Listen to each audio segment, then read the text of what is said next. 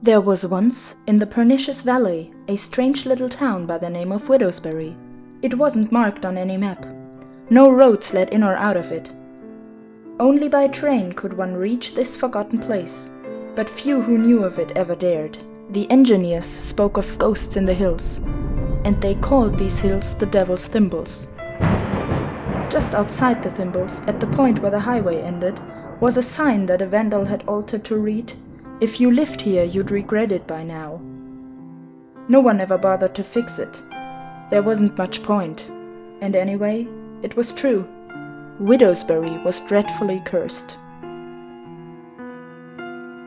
But even the most dreadfully cursed places were not always so. There was a time when Widowsbury was the plum pie capital of the world.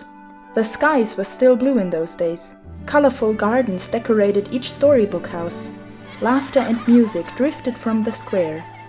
City folk would come for the famous springtime parades and say, "What a delightful little town!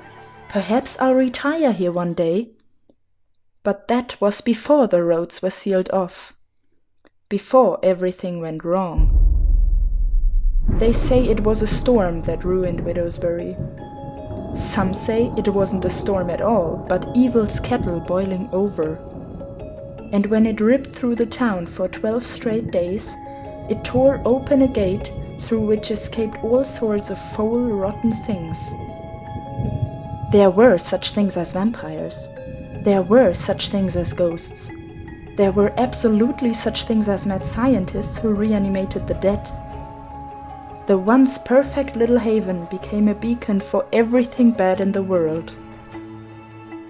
Nothing and nobody unfamiliar would ever be trusted again, for one could never be sure what secrets waited under the surface. There was peace again for a few years after the storm. And then, one grey December morning, 12 years to the day, a most troublesome stranger came to town.